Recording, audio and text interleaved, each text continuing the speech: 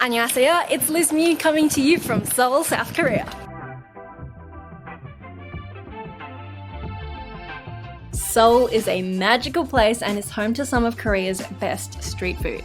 Cheap, tasty eats which are sometimes fresh and healthy, often fried, and almost always delicious. Personally, I find food to be the best way to experience a country, and while I might be vegan, I'm also a huge foodie, and street food is one of those experiences I just don't want to miss out on. In this video, we are visiting 3 of Seoul's most famous street food spots, Myeongdong, Gwangjang, and Cheongin markets. I'll be showing you all the vegan street food options we found in one ultimate vegan street food tour of Seoul. Our first stop is the Myeongdong Night Market, which we love so much that we just kept coming back. It operates on 2 main pedestrian streets with lots of little street food carts just lining up waiting for you to eat. Myeongdong is a popular street food destination with tourists and with locals, and it's always really busy. At Myeongdong you can get this roasted sweet potato, which is literally just a sweet potato that has been roasted in a giant iron barrel over hot coals. It's pretty good. It is one of Korea's favourite street snacks in winter, and my boyfriend Will loves it, and he says, and I quote, "It is a gift from the gods." But to me, it's kind of just a sweet potato. You can also get candied sweet potato called matang, which I was very disappointed by because it's not as good as it looks. There's a hard shell of toffee on the outside. It's not like a thick layer, so it tastes like these are deep fried pieces of sweet potato which have then been like coated in a toffee coating. The toffee coating isn't too thick, but the inside is not very moist. It's actually quite dry. They've probably been sitting there for a while. So it might be better if you find a fresh batch, but I think that's kind of hard to find at the markets, and I probably wouldn't get this again. Now the tornado potato has never let me down. 안녕하세요. 2개 주세요. I mean, it's just battered fried potato, and it's vegan as long as you get it just with plain salt. 감사합니다. Potato. And this is how to not eat a tornado potato, but yes, the tornado potato rocks. This is a classic Korean noodle dish called japchae. Sometimes you'll see it on the stores written as weird things like chop suey vegetables or stir-fried noodles, but it is japchae. This was our favorite vendor guy. We kept coming back to him, and his japchae is just so good, and he was very generous with the servings. We like him a lot. Nice and salty, taste pepper, sesame oil, vegetables, onion. It's really good. I really do think the street food japchae is better than restaurant japchae. Another Korean classic, this is hotdog, which is a brown sugar pancake. Inside's actually brown sugar, cinnamon, and mine also had sesame seeds, sunflower seeds, and peanuts, and it's so good. The actual dough is usually vegan, but I did check anyway. 계란은 없어요. 우유? 없어요. Ugh, guys, you haven't lived until you've had a hot dog. It is so delicious. The cinnamon brown sugar mix totally melts and becomes this oozy, delicious goodness. I do think the hot dog is so much better when it has more of a pan-fried vibe as opposed to a deep-fried, so try and look out for a vendor that is using less oil. Also, some vendors have their hot dog listed as honey pancakes. While I would probably avoid those vendors, I don't actually think they use honey. I think it's more to describe the ooziness of the cinnamon and the sugar melting together, but you can always check. Next up is the savory version of hot dog called yachae hot dog, which just means vegetable hot dog. Inside there are vegetables, there are glass noodles, and mine weirdly had curry powder inside, which I don't think is normal, but it was still very enjoyable. Mine was also very, very deep fried, and I would go for a lesser fried one next time. Overall, still tasty, but I do enjoy the sweet version a lot better. If you're after something healthier, you should come to the ginkgo nut and chestnut stand. They roast the ginkgo nuts fresh for you, and the chestnuts also have been roasted and peeled. All the nuts are roasted without sugar or salt or oil, so they're very healthy, and the ginkgo nuts are served very, very hot, so be careful. The ginkgo nuts have a very unique flavour, so if you're feeling adventurous, I recommend trying the ginkgo nuts. The chestnuts are also very, very good. I really enjoy them, but they can be a bit dry at times. Another fried item, this is called kimmari twigim. These are so simple but very delicious. They taste almost seafoody. Inside is just glass noodles or sweet potato noodles, and it's wrapped in seaweed, battered and deep fried. It's served with a little bit of sweet chili sauce, and these are really good like finger foody kind of snacks. So these are called mayak kimbap, and that translates to like narcotic kimbap. Apparently they're very addictive. Let's see if that's true. I got a crunchy radish in the middle, covered with sesame seeds and sesame oil. I don't know if it's addictive, guys. It is good. For dessert, you might like to start with some mochi. I know this is technically Japanese, but they have a few carts which do them here at Myeongdong, and they do strawberry mochi. And the strawberries, I will warn you, are deceptively small. Look at that, they are weeny. If you're lucky though, you might find 2 strawberries in your mochi, and the mochi itself is very, very good. Fried banana, yes, this is something I was so happy to get because I really thought the batter would not be vegan, but it was. 감사합니다. I'm so happy. So we got a fried banana. I managed to ask whether it had egg or milk in the batter, and he said it does not. There is some condensed milk he drizzles on top, but we just got it without. There are some tapioca pearls on there. I love fried banana, so.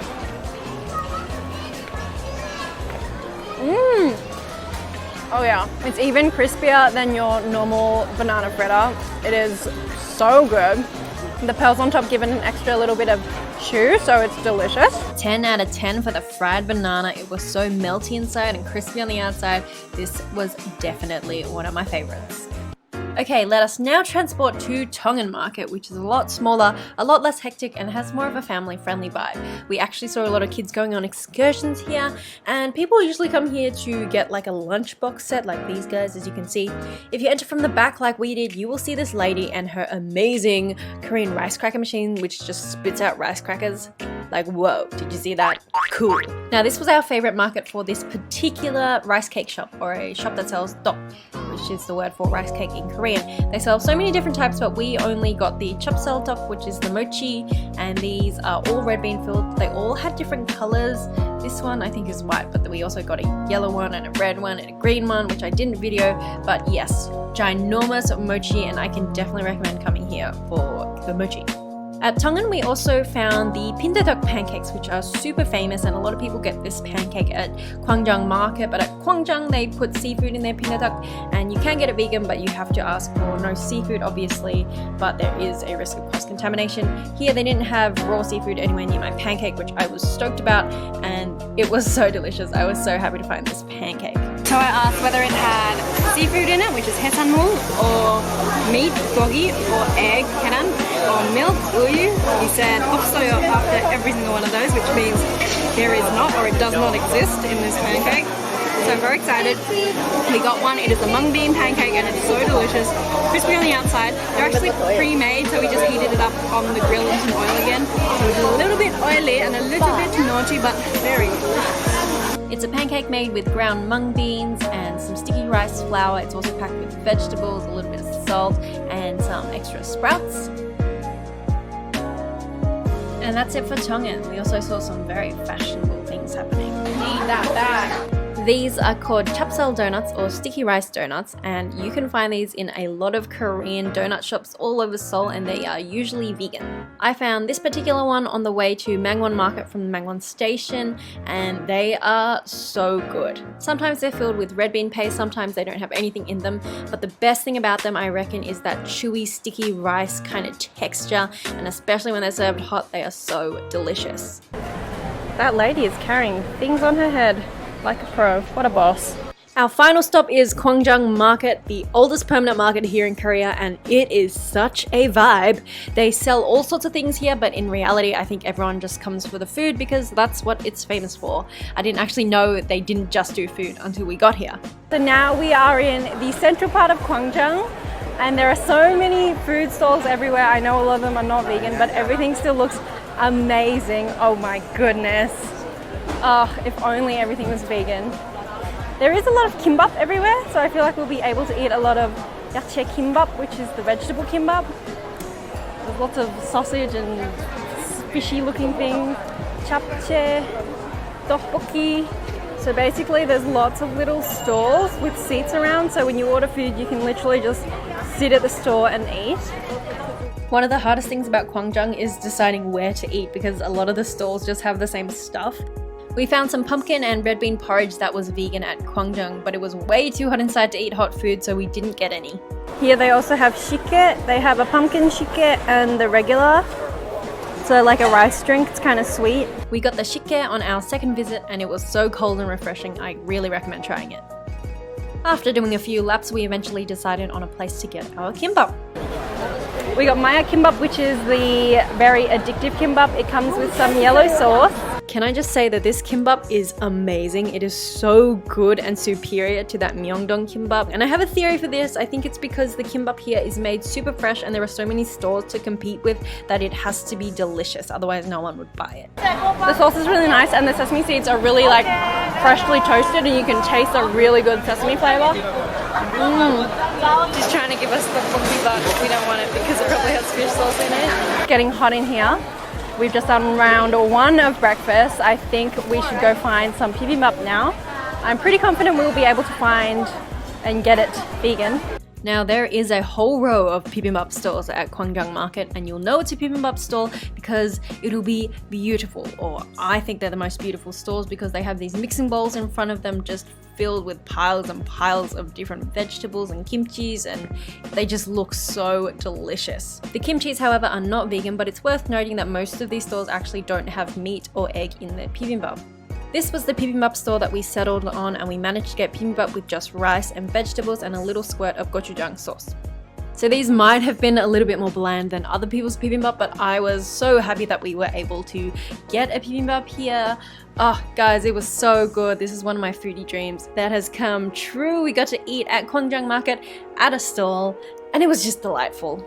In the bibimbap itself, we had mushrooms, eggplant, Korean zucchini, and chives, lettuce, and she actually gave us extra seaweed, sesame oil, and sesame seeds to try and compensate for flavor, I guess.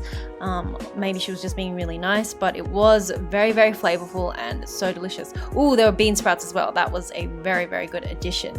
It was so good, we even got one to take away. Gwangjang is an amazing experience, and I would highly, highly, highly recommend going there. We loved it so much. That's it for this video. Thank you guys so much for watching. Did it make you hungry? Subscribe if it did.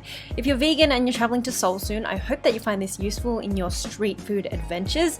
Everywhere else we ate was actually a specifically vegan or vegetarian place, and getting street food was the only time I actually had to struggle really hard to ask for no animal products. I would highly recommend learning some Korean before you go. If you're vegan, it will make your life so much easier. I will post a Korean phrases for vegans video soon, phrases that I found easy to learn and that helped me a lot. We are off to Japan tomorrow, so there are so many more videos to come. Stay tuned. I'll see you guys soon. Bye. Welcome to my house. Quite a few visitors today in my palace, but you know what? I don't mind. I like to share. I'm pretty generous. I love my palace so much.